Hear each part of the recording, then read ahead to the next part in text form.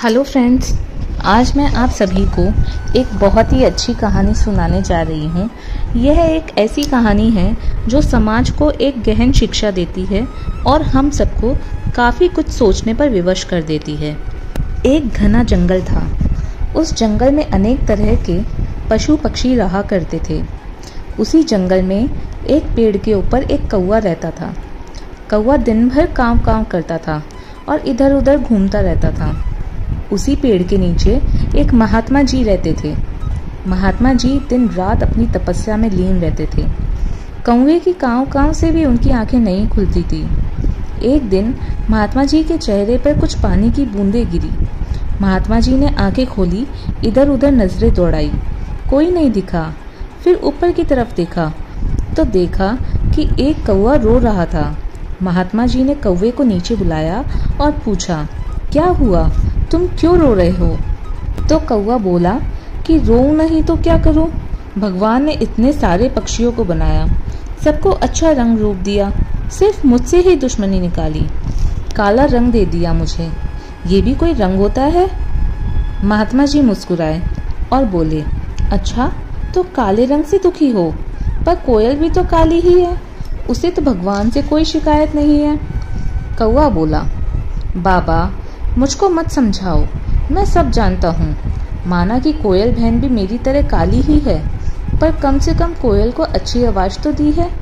लोग कोयल बहन की आवाज़ सुनते हैं तो मन मुग्ध हो जाते हैं, और मेरी काँव काँव सुनते हैं तो डंडा लेकर दौड़ते हैं, कंकड़ पत्थर मारते हैं।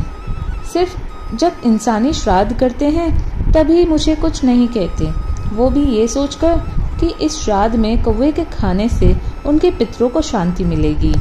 इसीलिए कौवा बोला, नहीं तो उस दिन भी डंडा फेंककर मुझे मारते। तो फिर आप ही बताइए कि मैं रोऊं नहीं तो और क्या करूं, हंसूं? महात्मा जी मुस्कुराए और बोले, अच्छा तो तुम्हें क्या लगता है कि भगवान ने तुम कौवे के साथ नाइंसाफी की है? कौवा बोला, नाइंसाफी? अरे सरासर जाति की है महाराज। महात्मा जी बोले, कोई बात नहीं, तुम परेशान मत हो, मैं तुम्हारे दुखों का निवारण कर सकता हूँ। मैं तुम्हें अपनी शक्तियों से जो तुम चाहो वो बना सकता हूँ। यह सुनते ही कौवा खुश हो गया और बोला, बाबा मुझे हंस बना दो, हंस। क्या मस्त सफ़ेद कलर होता है, आहा, सोच के ही अच्छा लग रहा है। बाबा हंस बना दो मुझे, अब देर न करो। महात्मा जी बोले, अच्छी तरह सोच लो, क्योंकि मैं बार बार तुम्हें कुछ भी नहीं बना सकता, सिर्फ एक ही बार बना सकता हूँ। मेरे ख्याल से तुम्हें हंस से बात करके देख लेना चाहिए कि हंस अपने रंग रूप व उसके जीवन से खुश है या नहीं। कौवा तो वैसे ही काफ़ी चालाक होता है, उसे बाबा का ये आइडिया जम गया। बोला, ठीक है, मैं जाता हूँ और हंस भाई से मिलकर आता हूँ। कौवा झट से उड़ता हुआ हंस के पास पहुँच गया और बोलने लगा, हंस भाई, क्या मस्त कलर है ना तुम्हारा, दूध सा सफ़ेद। तुम्हें देखकर लोग खुश होते हैं, तुम्हारी फोटो भी खींचते हैं। तुम दिन भर साफ पानी में पैडल मारते रहते हो, लगता ही नहीं है कि तैर रहे हो, बस चलते चले जा रहे हो। कितना मस्त जीवन है तुम्हारा। यह सुनकर हंस बोला, अब चुप हो जा काले कलूटे कौवे, मैं काफ़ी देर से तेरी बातें सुने जा रहा हूँ। अब एक भी लफ्ज़ बोला तो इसी साफ पानी में डुबो कर तेरी जान ले लूँगा। कौवा डर गया और धीरे से बोला, क्या हुआ हंस भाई, आपको भी कोई तकलीफ है क्या? हंस बोला, तकलीफ? अरे तकलीफ ही तकलीफ है, मतलब ये भी कोई रंग होता है? सफ़ेद मातम मनाने वाला रंग होता है ये। लोग जब फोटो खींचने आते हैं तो मुझे परेशान करते हैं, कंकड़ पत्थर मारकर उड़ाकर फोटो खींचते हैं। मैं तो तंग आ गया हूँ पानी में रहते रहते, ना ज़्यादा दूर तुम्हारी तरह उड़ सकता हूँ, ना ही पेड़ों पर चढ़ सकता हूँ। इससे अच्छा तो मैं मर ही जाऊँ, मुक्ति मिले इस जीवन से। कौवा हंस की ये सब बातें सुनकर फिर महात्मा जी के पास आया और बोला, बाबा हंस तो मुझसे भी ज़्यादा दुखी है, अब मुझे हंस नहीं बनना है, ऐसा करो कि आप मुझे तोता बना दो। महात्मा जी बोले, बना दूंगा, पर तोते से भी मिल आता तो ज़्यादा अच्छा रहता, क्या पता हंस की तरह उसकी भी कोई समस्या हो। कौवा बोला, हाँ बाबा आप ठीक कह रहे हैं, इससे भी एक बार मिल आना चाहिए। यही कहकर कौवा चला गया तोते से मिलने।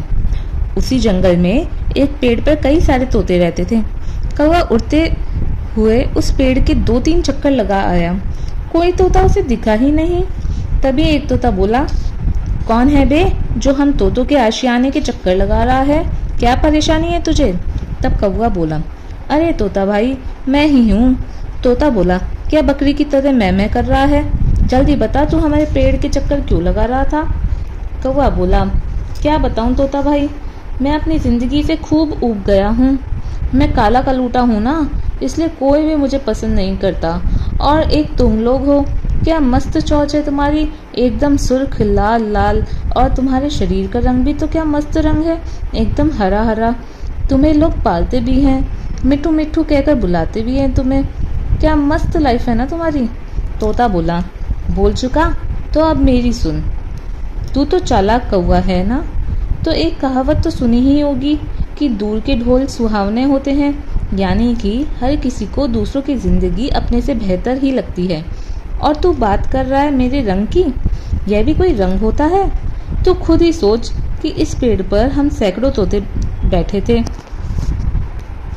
तू 3-4 बार राउंड लगा गया, पर तेरे को हम दिखे ही नहीं। हरे में हरा मिक्स हो जाता है, पता ही नहीं चलता कि हरा पत्ता है या हरा तोता।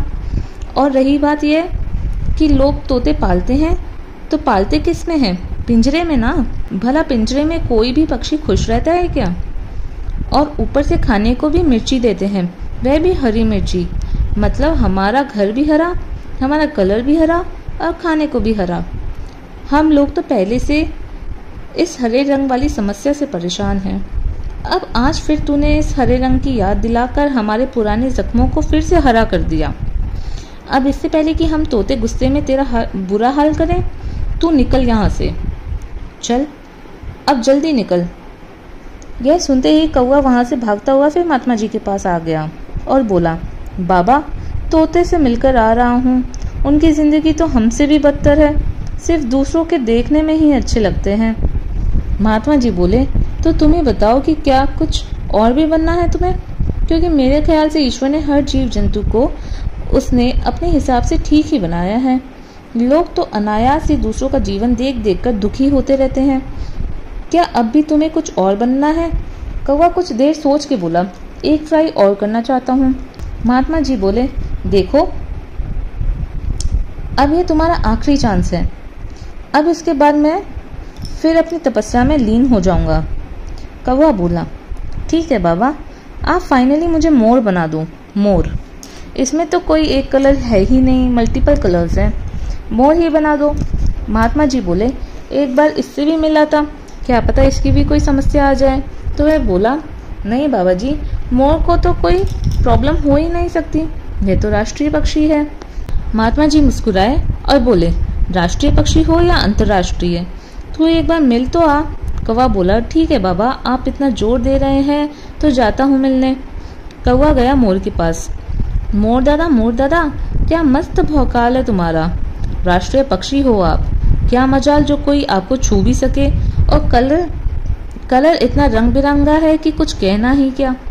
ऊपर से जब आप अपने पंख फैलाकर नाचते हो तो सावन की घटा बरसती है, लोग छुप छुप कर देखते हैं। जिस जहरीले सांप से भी लोग डरते हैं, आप उसे झट से अपना डिनर बना लेते हो। मस्त भौकाल वाला जीवन है ना आपका। मोर बोला, जिंदगी मेरी है और पता तुझे है कि मैं कैसे जी रहा हूँ। अबे काले कलूटे, तुझे तो पता ही नहीं जो मुझ पर बीत रही है। मेरा मुंह मत खुलवा, चला जाए यहाँ से। कौवा बोला, मतलब आप भी दादा अपने जीवन से खुश नहीं हो? मोर बोला, खुशी किसे कहते हैं, मुझे तो अब ये याद भी नहीं। तो खुद सोच, जिसके जीवन रहते उसके पंख उसके शरीर से उखाड़ दिए जाएं, वह भला खुश कैसे रहेगा? वैसे तो मैं राष्ट्रीय पक्षी हूँ, खुलेआम कोई मेरा शिकार नहीं कर सकता, पर चोरी चुपके से शिकारी हमारा शिकार करते हैं। पता है तुझे, हमारे सुंदर पंखों को बेचते हैं। हमें पता ही नहीं होता कि अगले दिन हम जिंदा रहेंगे या नहीं। हमारे पंख ही हमारे सबसे दुश्मन बन गए हैं। पता नहीं भगवान ने मुझे मोर क्यों बना दिया है, इससे अच्छा तो तेरे जैसा काला कौवा बना देते। कौवा बोला, क्या बकवास कर रहे हो आप, ये काला रंग भी कोई रंग होता है? मोर बोला, तुझे रंग की पड़ी है, यहाँ तो मेरी जान के लाले पड़े हैं। यह सुनकर कौवा बोला, न हंस खुश है अपने जीवन से, न तोता खुश है, ना ही आप खुश हो। तो खुश कौन है? किसका जीवन सबसे अच्छा है? मोर बोला, तेरा। कौवा बोला, वो कैसे? मोर बोला, तूने मटन बिरयानी सुना है? कौवा बोला, हाँ। चिकन बिरयानी सुना है? कौवा बोला, हाँ। मोर बोला, कभी कौवा बिरयानी सुना है? कौवा बोला, नहीं। तो मोर बोला, तेरा जीवन सबसे अच्छा है ना, न जान का खतरा, ना ही पिंजरे में कैद होने का, आराम से अपना जीवन जीता है तू।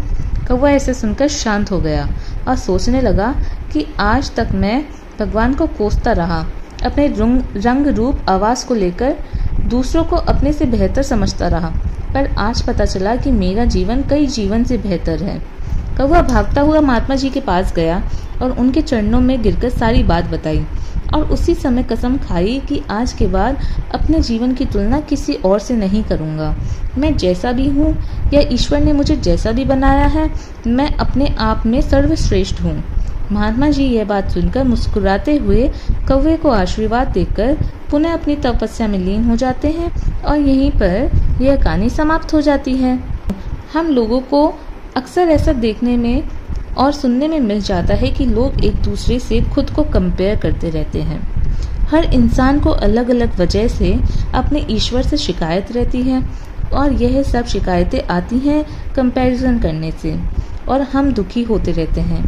हमें दूसरे लोगों का जीवन अधिक सुखदायी लगता है, जबकि हकीकत में ऐसा बिल्कुल भी नहीं होता। जिस भी इंसान को हम लोग अपने से ज़्यादा सुखी मानते हैं, वह भी किसी न किसी कारण से परेशान ही होता है। अतः हमें अपनी तुलना किसी और से नहीं करनी चाहिए।